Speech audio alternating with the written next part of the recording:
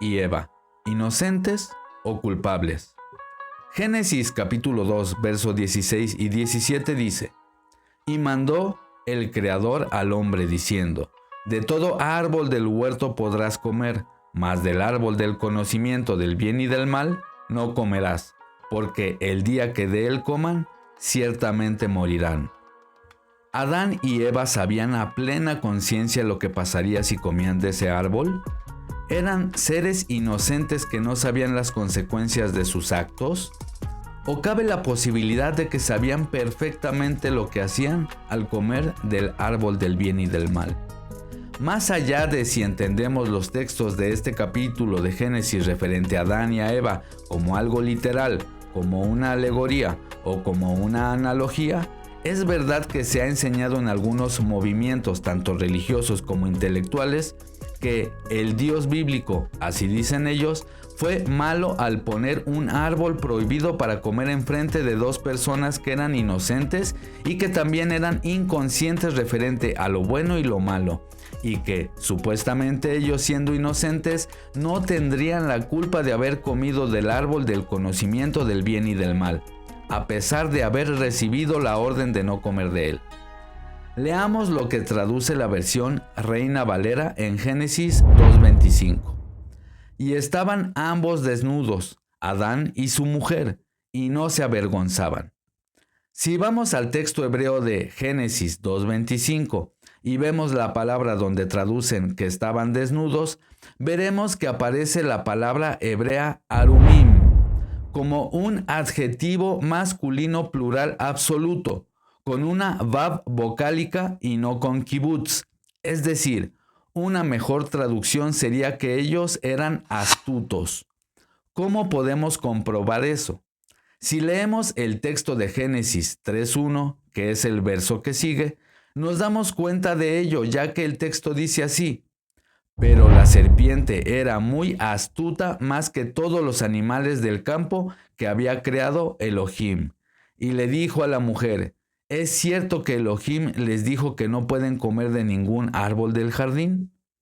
Si vamos al texto hebreo, veremos que en Génesis 3:1, donde traducen astuta, refiriéndose a la serpiente, aparece el adjetivo arum, que es el singular de la misma palabra hebrea arumim, que es el plural que aparece en el texto de Génesis 2:25.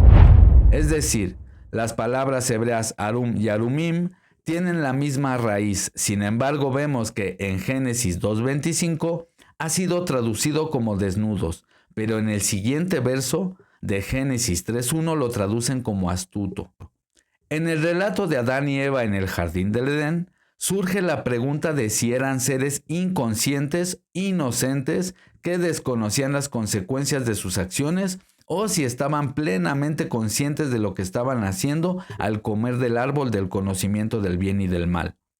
El texto bíblico de Génesis 2:16 y 17 muestra que el Creador les dio una clara instrucción de no comer del árbol, advirtiéndoles sobre las consecuencias de desobedecer.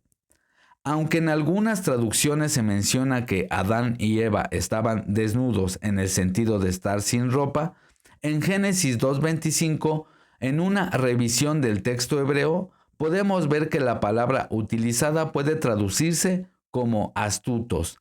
Esta interpretación se refuerza al comparar con Génesis 3:1, como lo vimos antes, donde se describe a la serpiente como astuta utilizando la misma raíz hebrea. También hay dos textos del libro de Job donde podemos comprobar que la misma palabra arum aparece en el sentido de ser astutos. Job 5:12, que frustra los pensamientos de los astutos para que sus manos no hagan nada. Job 15:5, porque tu boca declaró tu iniquidad, pues has escogido el hablar de los astutos. Ahora podemos entender que la Escritura jamás dice que Adán y Eva estaban desnudos en el sentido de estar sin ropa, ni que eran seres inocentes que no sabían lo que hacían, sino más bien todo lo contrario. Ellos eran conscientes y eran astutos. jamás se menciona que ellos no conocían lo bueno y lo malo, sino que ellos sí sabían la diferencia entre el bien y el mal. También es interesante que en Génesis 3:22, por supuesto, desde el texto hebreo, podemos ver cómo Adán ya poseía el conocimiento del bien y del mal, equiparándolo en cierta medida a Elohim. La frase hebrea Ladat, que significa conociendo, enfatiza este conocimiento de saber lo bueno y lo malo. Sin embargo, también aparece en el texto hebreo una promesa de Elohim hacia la humanidad, diciendo que en un futuro Adán podría acceder a un árbol distinto, al árbol de las vidas, y vivir eternamente. Para nosotros, la congregación del Mesías, sabemos que el árbol de las vidas representa a Jesús, a Yeshua de Nazaret, el Mesías de Israel, como lo confirma el apóstol Pablo al equipararlo con una raíz de un árbol que sostiene a toda la comunidad, un árbol que simboliza al pueblo de Israel.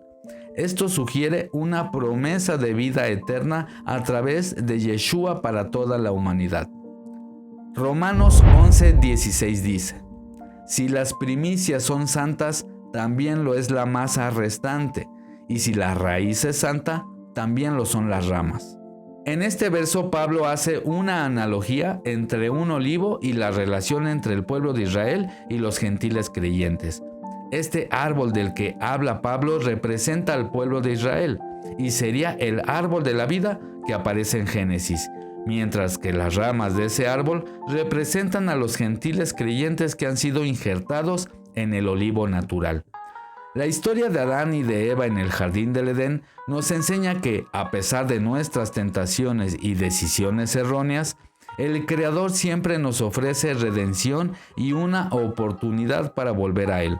Así como Adán y Eva fueron astutos en sus acciones, también nosotros debemos ser astutos, pero para discernir entre el bien y el mal, siguiendo por supuesto el ejemplo del Mesías, de Yeshua, que en Mateo 10:16 nos insta a ser astutos como serpientes y mansos como palomas, lo que significa que debemos ser sabios y prudentes en nuestras decisiones, pero también humildes y amorosos en nuestras interacciones con los demás. Y hablando de la congregación del Mesías, si quieres saber cuál es el verdadero pueblo del Creador, tienes que mirar este video que te dejo en pantalla. Hasta la próxima, bendiciones.